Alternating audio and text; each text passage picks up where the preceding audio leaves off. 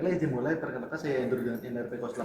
Hari ini saya diberikan kasus yaitu si multi talenta. Di sini ada seseorang, dia bernama Fikri. Dia mengikuti PKL dan dia itu pulang pergi CPT Depok.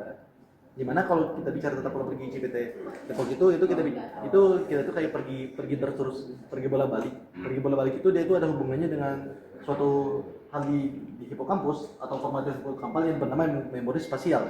Memori spasial ini semacam kayak Google Maps-nya dari otak kita. Jadi ketika kita mau pergi ke suatu tempat dan kita sudah pernah pergi ke situ berulang kali, memori tersebut disimpan di formatio hipokampal ya di sekitar kornuamonis 34 dan disambung dengan satu lagi bagian otak namanya itu cortex retrosplenial. Dengan kedua-dua ini mereka akan membantu kita untuk mengkonstruksi suatu memori yang bisa kita pakai ketika kita mau pergi ke tempat yang kita sudah pernah kunjungi tanpa perlu kita mengecek Google Maps misalkan atau mengecek peta karena kita sudah hafal rutenya. Dan ketika dia mengikuti PKL sendiri, dia kurang beristirahat. Kurang beristirahat ini ada kaitannya nanti dengan bagaimana gejala yang Fikri alami. Sebelumnya itu, Fikri dia ini dikenal cekatan dan juga terampil. Ayahnya dia memiliki sebuah bengkel. Di bengkel tersebut, Fikri sekarang lebih dominan membantu pekerjaan di bengkel ayahnya karena ayahnya sedang sakit. Ayahnya sakit membuat Fikri merasa cemas. Bagaimana cara Fikri bisa merasakan cemas? Kita perlu tahu dulu bahwa pusat emosi dari otak kita itu di suatu struktur di sistem limbik yang bernama amigdala. Amigdala kalau di sini amigdala itu dia itu akan menerima informasi. Informasi itu berasal dari mana saja? Ada namanya area asosiasi posterior. Dia akan menerima informasi dari lobus parietal, dia akan menerima sensasi dari lobus temporal, dari korteks prefrontal juga, dan diikuti dengan ini kalau yang tadi lobus temporal itu kan ada dua, ada pendengaran dan juga ada penciuman. Kalau dari sini itu temporalnya itu dia itu nanti dapatnya itu tentang sensasi penciumannya, sementara temporal yang saya maksud ini itu pendengaran. Bagaimanapun itu, nanti ditambah dengan korteks insula itu kalau berdasarkan jaras olfaktori itu dia akan menerima rangsangan sensasi perasa. Apapun itu nanti mereka akan masuk ke amigdala. Amigdala akan merespon sesuai dengan keadaan yang terjadi. Misalkan dia melihat ayahnya sedang sakit, dia mendengarkan suara ayahnya sakit, dan amigdala akan merespon dengan rasa seperti sedih, rasa cemas, rasa kecewa, yang seperti yang Fikri alami. Di mana habis itu kita balik lagi ke Fikri itu dia dibilang cekatan juga terampil. Dia ini berkaitan dengan bagian di otak kita itu ada namanya basal ganglia dan juga korteks motorik. Bagaimana maksudnya itu? Bagaimana caranya Fikri dia itu bisa melakukan gerakan cekatan ataupun terampil? Semuanya itu ada kaitannya dengan kita itu perlu tahu ada daerah eksekutif motorik kita di bagian korteks di lobus frontal. Karena ada namanya sulcus centralis. Di sebelah kirinya sulcus centralis mengarah ke lobus frontal itu namanya itu gyrus precentralis. Dan ini disebut juga korteks motorik primer. Ada juga yang lain yaitu korteks suplementer dan juga ada korteks premotor. Mereka nanti akan mengirimkan suatu impuls turun ke suatu traktus. Traktus ini dinamakan traktus descendens. Di sini ada namanya piramidal juga ekstrapiramidal. Bedanya itu bagaimana? Piramidal itu dia itu mengatur gerakan volunter. Ekstrapiramidal mengatur gerakan involunter. Bilang aja di piramidal ini ada namanya ALCST. ALCST itu apa? Jadi kita tahu ada namanya corticospinal tract. Dia ini ada dua bagian, ada antero dan juga lateral. Antero itu atau ventral, dia tidak akan mengalami dekusasi di daerah piramidal di medulla oblongata. Sementara itu, yang lateralnya itu dia ini akan mengalami dekusasi. 80% dari lateralnya itu mereka akan dekusasi, sementara 20% itu kira-kira si ventralnya yang tidak mengalami dekusasi. Apapun itu, ALCST ini dia itu fungsinya itu untuk mengatur gerakan ekstremitas superior dan juga inferior kita. Itu kenapa Fikri bisa melakukan berbagai macam gerakan. Sementara itu ada namanya corticobulbar tract. Corticobulbar ini dia itu lebih berkaitan ke gerakan di wajah, mastikasi, gerakan menoleh kiri kanan, gerakan otomata. Itu semua diatur oleh corticobulbar atau corticonuklear. Sementara itu, bagaimana Fikri bisa melakukan berbagai macam gerakan itu dengan halus? Gerakan yang halus ini akan dibahas nanti, itu ada kaitannya dengan basal ganglia, tapi kita bahas dulu tentang ekstrapiramidal sedikit. Ekstrapiramidal ini seperti tadi dibilang, dia ini merupakan gerakan yang tidak volunter. Misalkan di rubrospinal, dari nukleus rubur yang ada di mesencephalon kita, dia nanti akan mengatur gerakan seperti pernafasan. Lalu ada reticulospinal itu dia itu katanya itu bisa mengatur gerakan kita yang misalkan otot itu bisa fleksi seperti itu. Ada juga ekstensi. Lalu ada juga vestibulospinal. Vestibulospinal itu dia itu berkaitan nanti dengan keseimbangan mengatur otot anti gravitasi kita, bilang aja soleus, bilang juga trapezius. Itu semua diatur oleh vestibulospinal. Dan ada tectospinal, bilang aja ada yang melempar saya di kepala pakai misalkan bola kertas, nanti saya bisa menoleh ke arah stimulus itu karena si tectospinal. Semuanya ini terjadi secara involunter.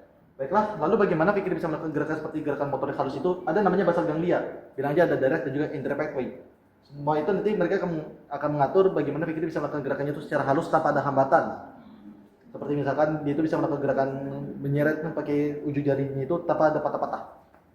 Itu bagaimana cara Fikri bisa melakukan gerakan cekatan dan juga motorik. Bagaimana dengan gejala-gejala yang Fikri alami? Kata itu Fikri dia kurang istirahat. Kurang istirahat itu menyebabkan dia nggak semangat berdiskusi, padahal awalnya dia semangat sekali diskusi. Dia juga berpenampilan tidak rapi dan kelihatan seperti orang yang lelah. Bagaimana kaitannya dengan yang pikiran itu ada di bagian namanya itu tentang bagaimana kita tidur. Tidur itu sendiri dia memiliki beberapa gelombang. Maksudnya itu otak kita itu dia mengeluarkan berbagai macam gelombang. Ada 5 macam yang diidentifikasi, gelombang gamma, beta, alpha, theta dan juga delta. Di mana dari gelombang gamma menurun itu menandakan bahwa kita itu akan masuk ke mode tidur. Gelombang gamma itu dia tuh berperan itu ketika kita lagi berkonsentrasi, jadi otak kita mengeluarkan gelombang gamma ketika kita sedang berkonsen penuh. Sementara kalau gelombang beta itu menandakan bahwa kita sedang bangun. Kalau misalkan ini gelombang ini bisa ditangkap di EEG atau electric encephalograph. Ya itu pun namanya itu. Lalu gelombang alpha itu dia akan menangkap nanti ketika kita mulai sayup-sayup mengantuk. Gelombang theta juga delta akan muncul ketika kita mulai tidur. Itu intinya. Gimana kalau misalkan kita pakai EEG di Fikri ketika dia tuh sedang tidak tidur, kayak misalkan dia bergadang beberapa hari karena ayahnya itu sakit, dia itu mengerti juga PKL, kita bisa melihat bahwa gelombang gammanya itu mungkin tidak akan banyak terlihat, menunjukkan dia itu sedang kurang konsen. Kurang konsen itu bagaimana? Pertama kita bahas dulu bagaimana mekanisme tidur itu bisa terjadi dan nanti ada kaitannya dengan atensi atau fokus. Pertama-tama, atensi di sini enggak ada di sini. Oh ada deh. Jadi begini. Cahaya itu dia itu akan masuk ke retina kita. Dia akan masuk ke IPGRC. Ini harusnya kebalik IPRGC. Ya apa itu sih? IPRGC itu dia itu singkatan dari intrinsically photosensitive retina ganglion cell. Atau alias itu ada sel ganglia yang ada di retina kita. Apapun itu nanti dia akan mengirimkan impuls menuju ke nukleus suprachiasmatic. Nukleus suprachiasmatic itu semacam jam biologis tidur kita. Yang nanti akan berkoneksi ke epithalamus kita di bagian glandula pineal untuk mengeluarkan itu nanti berkaitan dengan hormon melatonin. Sementara di suprachiasmatic nucleus sendiri dia akan membentuk protein yang membentuk suatu kompleks yaitu kompleks clock bemal 1. Nanti ini kaitannya itu adalah kalau bemal 1 itu mereka ketika kita bangun dia akan meningkatkan kadar kortisol kita dan menurunkan kadar melatonin kita. Melatonin itu dia itu semacam hormon tidur kita. Ketika kita sudah mau mulai tidur di malam hari, melatonin akan naik, kortisol akan menurun sehingga kita mulai merasa ngantuk. Tapi clock bemal sendiri mereka mengeluarkan suatu protein lagi yang namanya itu percry. Percry ini dia semacam menginhibisi clock bemal 1 ketika kita sudah mulai merasa mau tidur. Atau semacam degradasi mereka. Hubungannya apa dengan pikir kurang tidur? Kalau bemal 1 ini mereka memiliki kaitan yaitu mereka satu bisa menurunkan sensitivitas dari reseptor yang berkaitan dengan atensi dan kedua bisa menurunkan kadar neurotransmitter yang berkaitan dengan atensi. Apa itu? Atensi sendiri itu dia kan terjadi itu di korteks prefrontal atau di lobus frontal kita. Tepatnya itu dia itu di korteks prefrontal cortex yaitu dan dia dipengaruhi oleh dua macam neurotransmitter, ada dopamin dan juga norepinefrin. Singkatan dari DA ini dopamin, N itu norepinefrin. Mereka ketika kita lagi bangun itu mereka kadar itu lagi tinggi dan clock bemal 1 itu sedang mengurangi kadar dari si dopamin dan juga norepinefrin secara perlahan dengan kortisol. Tapi karena si Fikri dia itu semacam begadang, mungkin mengerjakan tugas itu terlalu banyak tugas sekolahnya karena dia masih SMA. Alas itu dia itu akan terus menguras kadar dopamin dan juga norepinefrin ketika dia itu malam-malam begadang. Akibatnya apa? Ketika pagi-pagi dia itu dopamin dan juga norepinefrinnya semacam masih belum terreplenish atau belum kembali semuanya, belum ke-restore semuanya. Jadinya itu Fikri akan sulit sekali konsen. Sulit konsen itu akan berkaitan dengan bagaimana dia itu nanti tidak bisa menjawab soal. Ada kaitannya juga dengan memori. Karena ketika kita tidak bisa fokus, informasi kita terima itu tentunya semuanya bakal restore ya kan? Belum itu ketika ibaratnya itu kita mau masukin informasi, tapi tidak ada yang bisa kita ambil karena kita sendiri lagi kurang memperhatikan, kurang bisa menangkap informasinya. Nah, bagaimana informasi tersebut akan masuk? Kita perlu bicara dulu tentang memori itu sendiri bagaimana. Memori dia ini untuk pembuatan memori sendiri itu ada 3 macam siklus, ada 3 hal yang membentuk suatu siklus. Pertama, memorinya harus masuk dulu ke otak kita. Bagaimana? Melalui encoding. Encoding itu bagaimana? Di sini ada suatu sirkuit yang mungkin tidak akan asing sekali bagi kalian. Sirkuit yang terjadi di sistem limbik itu sendiri itu sirkuit Papez. Di sini memori itu dia itu ibaratnya itu dia masuk melalui prefrontal cortex, tapi kita mengambilnya itu dulu dari bagian di dalam sistem limbic kita yang di formasi hipokapal kita yaitu hipokampus. Dia memiliki beberapa hal, yaitu pertama subiculum. Subiculum dia akan menuju ke corpus mammillae melalui yang namanya fornix. Dari corpus mammillae dia akan menuju ke thalamus melalui namanya membrothalamic tract (MTT). Dari thalamus sendiri dia akan menuju ke gyrus cingulatum, dan di gyrus cingulatum itu dia itu letaknya berdekatan dengan cortex prefrontal. Jadi mereka bisa saling bertukar informasi yang Fikri dapat setelah dia fokus.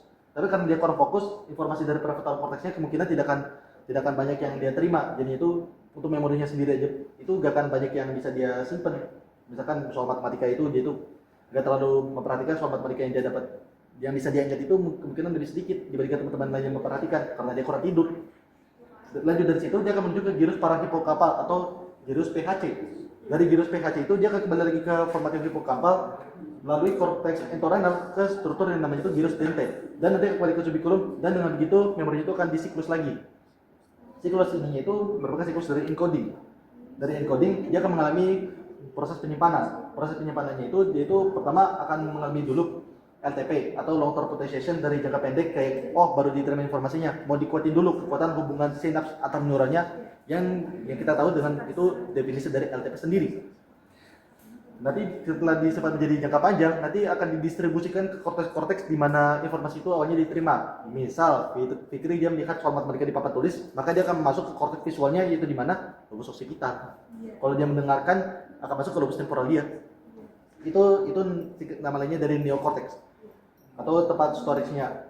Lalu ketika sudah disimpan, dia nanti akan di-recall untuk nanti bisa diproses lagi informasinya ketika dibutuhkan. Bagaimana proses storing itu sendiri?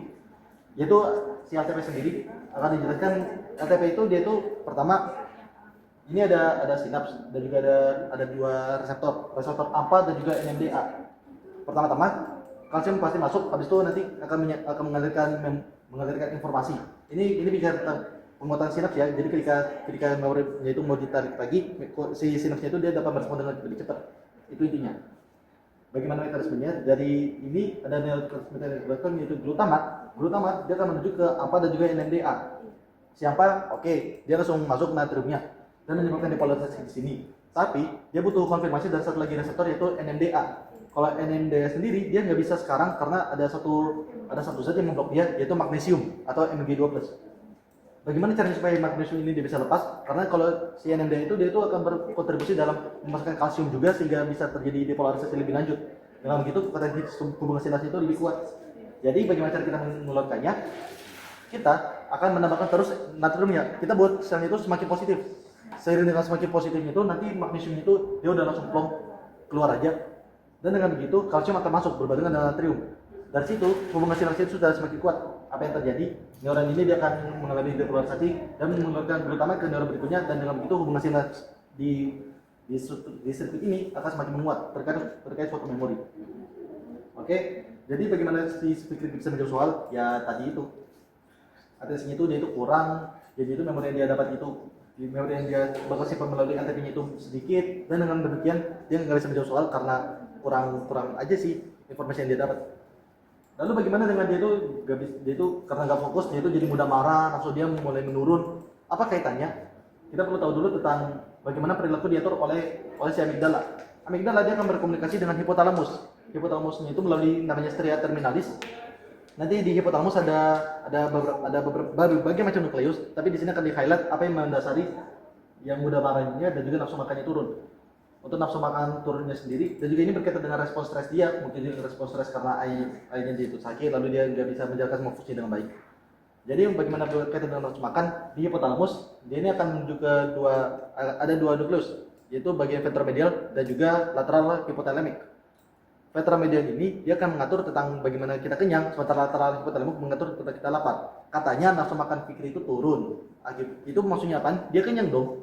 Kenyangnya itu bagaimana? Ya mungkin karena mood dia itu lagi buruk. Impulsnya itu dia menuju ke ventromedial nucleus dan mengakibatkan dia merasa kenyang setiap kali dia mood buruk. Itu menjelaskan bagaimana nafsu makan dia turun. Terus respons stresnya itu bagaimana? Dia itu marahnya itu kemungkinan karena ya begadang kan itu otak kita capek dan dengan begitu dia itu ya jadi marah begitu. Itu berubah perilakunya kalau terlalu capek, seluruh tubuhnya itu capek karena butuh istirahat. Baiklah, terkait dengan respons stres dia itu bagaimana? Di hipotalamus dia ada dua nukleus lagi yang mengatur tentang simpatis dan juga parasimpatis. Respons stres kita kan diatur oleh simpatis. Simpatis itu diatur di namanya posterior hipotalamus nukleus. Parasimpatisnya itu diatur di yang anterior. Respon dari stres ini bagaimana sih?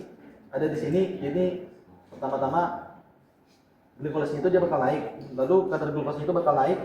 Tekanan darah dia akan naik dan juga kadar darah itu menaik. Tujuannya supaya apa? Karena glukosa sendiri itu dia itu merupakan sumber energi yang dibutuhkan oleh otak, dan otak kita itu otak pikirnya lagi kecapean dan dia perlu energi banyak, maka tekanan dia akan menaik untuk membantu menyuplai banyak sekali nutrisi ke otak sehingga otaknya bisa bekerja dengan baik. Di samping dia sendiri juga butuh istirahat. Itu respon dari stresnya pikir. Dan mungkin itu semuanya itu yang related dengan fisiologinya. Waktunya tinggal berapa menit lagi? Lebih paling 5 detik. Oh, masih bisa. Ya ada kekuasaan untuk ini.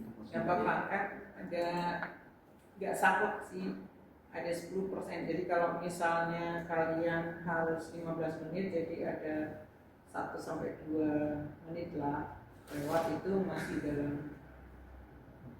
dalam batas toleransi.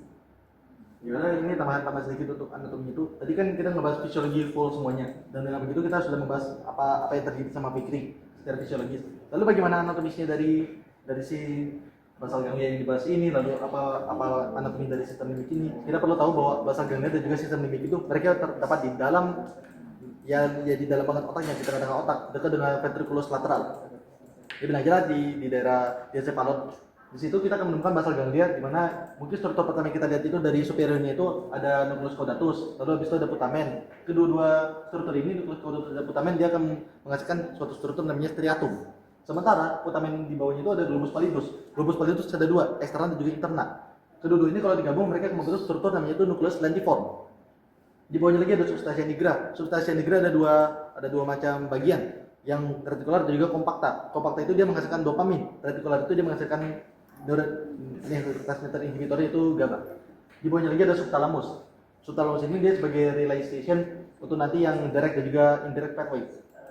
Karena itu yang bahasa kalian. Lalu sistem limbik itu bagaimana? Di sini yang balik sirkuit papas ini pertama kita melihat ada gyrus simulatum. Di bawahnya itu ada, lalu dia akan menuju ke gyrus parahippocampal.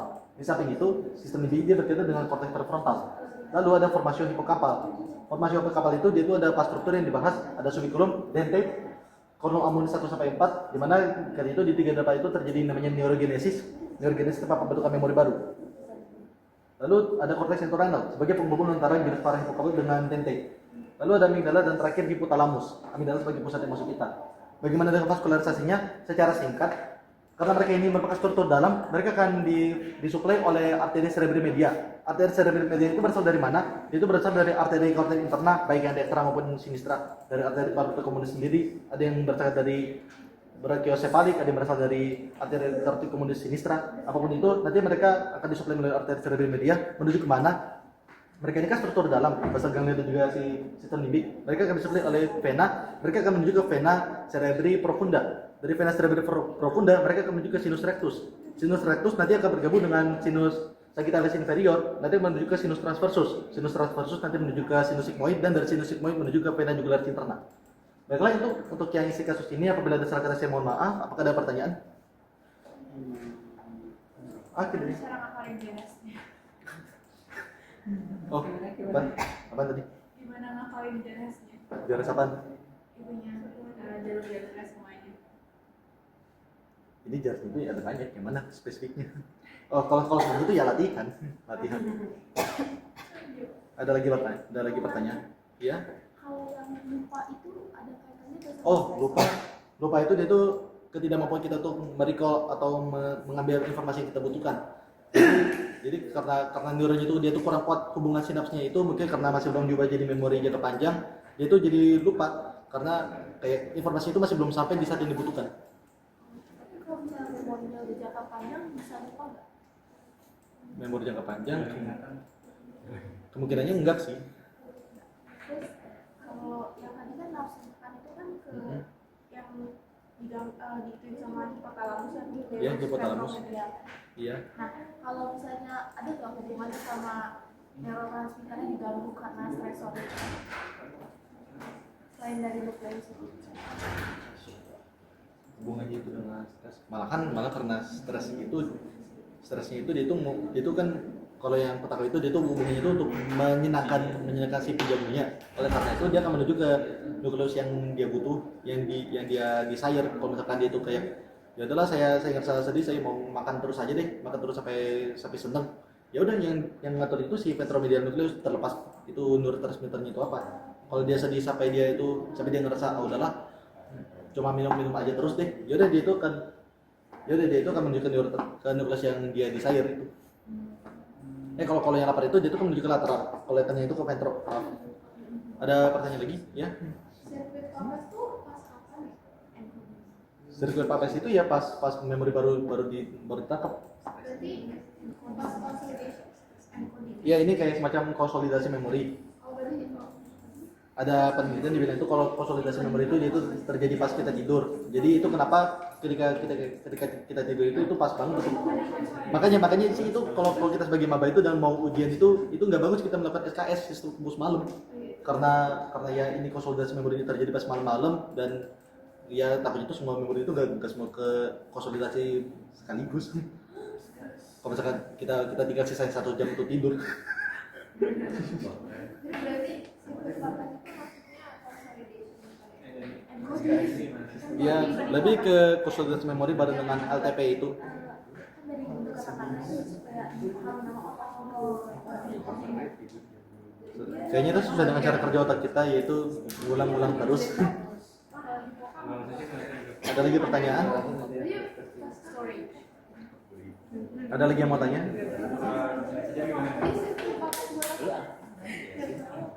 Itu jalur memori pas dia mau diubah dari jangka pendek menjadi jangka panjang.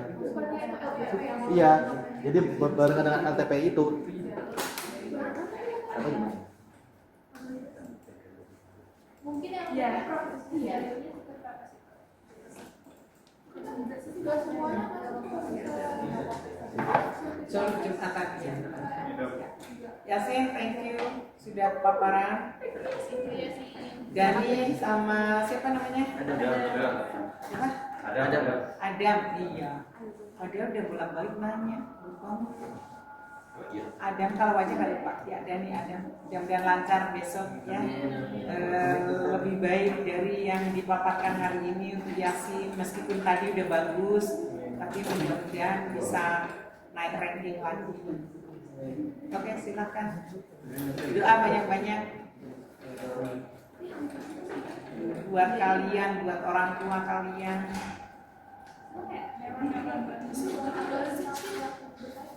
Kenapa? udah azan. Udah azan ya, ayo Sin. Ya. Ya. Mau jadi? Kayak gitu? Ya. Lihatin kita. Tapi kalau pinteran sini. Iya, saya coba juga nonton. Cobain ya nonton ya. Sengajain rada lama. Iya, maaf. Enggak apa-apa. Soalnya tadi mau coba kaitan sama kasus juga. Hah? Coba kaitan sama kasus tadi. Karena belum biasa ya. Masih belum terlalu biasa. Nanti di rumah saya biasa aja. Nanti di luar biasa. Kamu anak keberapa? Anak pertama, Kamu anak pertama. Adiknya berapa? 2. Oh 2. Laki perempuan? Iya. Oh iya, kok pas. Ada lagi mau ditanya ini atau mau dokter komentar ini? Oh, Sama ini yang neurotransmitter serotonin sama apa ya? yang mana? Yang bikin stres jadi yang Kortisol. apa ya? Yang bikin senang apa jadi?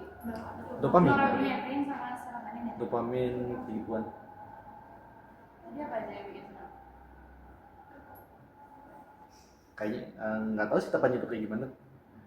Yang saya tahu dong itu dapat informasi tentang apa gitu, nanti amigdala itu yang proses gitu, dia bikin informasi jadi suatu tanggapan antara senang, emosi sedih atau ya kayak gitu. Tetap ya, yang namanya emosi, yang namanya pengambilan keputusan, pengaturan tidur, apa ada di mana aja, kemarin ada kan di case-case-nya.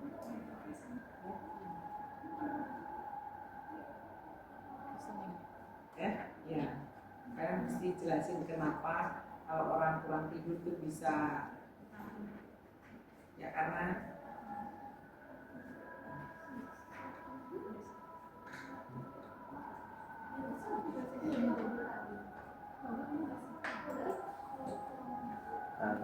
ada lagi atau mau langsung dokter komentarin atau mau dokter komentarin? udah dikomentarin. Mamamu dokter juga, mamamu dokter nggak? Bukan. Bukan. Kirain pas di dalam perut udah diajak ngapalin dia. Kayak siapa namanya? Yang kecil itu loh. Ya? Yang kelas saya, Raffi. Tahu tuh Rabi? Mau nanya, Apa ya? jadi kalau dia kan kasusnya kurang tidur, terus dia jadi Iya, marah-marah. Jadi kan Nata. kalau Tidur terus apa? kalau dia kurang tidur kan jadi marah-marah. Nah, itu kan kalau yang marah-marah itu kan berkaitan dengan kortisol atau enggak? Ya, Kortisol enggak? kortisol. Nah, tapi tadi kata kamu kan karena dia begadang, jadi kortisolnya itu dipakai banyak. Nah, pas pagi hari maka kortisolnya akan turun. Nah, itu berarti kalau turun kan berarti dia nggak marah-marah, tapi di case itu dia udah marah. Jadi kenapa? Menurut gue itu bukan kaitan sama hormonnya gitu, tapi berkaitan dengan stimulus yang dia dapat. Kayak dia mungkin mendengar komentar kayak itu kok pakai itu kayak begitu, kok mukanya itu kelihatan capek banget. Mungkin semua perasaan-perasaan negatif itu mereka itu dimasukkan ke dalam amigdala, direspons sebagai emosi yang bikin dia itu kayak marah-marah. Katanya ada kaitan gitu, tapi gak tahu sih kaitannya dengan blood pressure itu. Nggak usah terlalu dalam sampai ke situ, nggak apa-apa. Karena nanti di FM di CND 3 itu ada. Yang sekarang CND 3 itu ada. Nanti dibahas. Karena udah masuk ke langsung dihubungkan sama penyakit. Jadi ini nggak usah. Jadi nggak usah terlalu panik kalau nggak ngerti. Nanti takutnya ditanya dok. Kalau ditanya siap dok, nanti saya pelajari lagi supaya saya siap di semester 2. Jawabannya siap-siap kan bela negara, siap. Siap. So, ada komentar lain? Dia bilang di sini, pokoknya kalau ada yang lupa, siap salah dok. Insya Allah nanti saya pelajari lagi. Siap salah. Dan itu harus jadi sifat kalian. Sampai nanti gak boleh terus lupa terus langsung down gitu, jangan. Lupa atau apa terus down, enggak, bangkit. Kadang-kadang kan bola itu dijatuhin dulu kan untuk membal ke atas. Ya bisa jadi kamu emang dibikin lupa dulu supaya nanti terus belajarnya ngebut gitu. Jadi kalau jatuh bangkit langsung, siap salah. Insya Allah nanti saya pelajari lagi. Terus kan kalau kalian semangat kan dosanya mancing-mancing kan. Atau kadang-kadang malah nggak mancing, kadang-kadang malah ngasih tahu. Begini loh, yang gini-gini gitu kan? Ya enggak?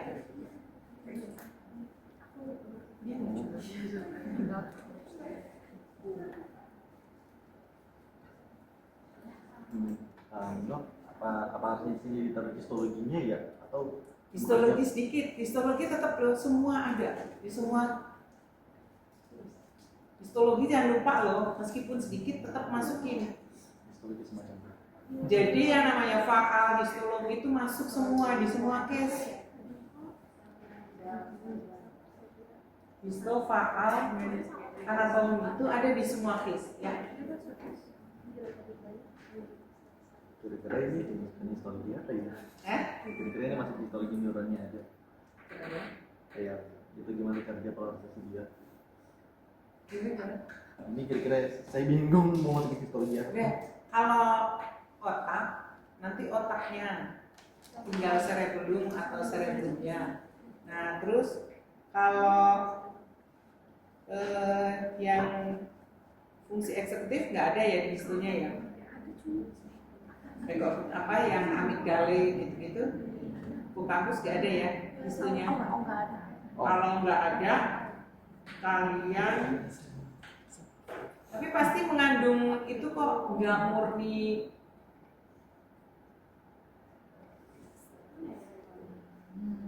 sekali kok.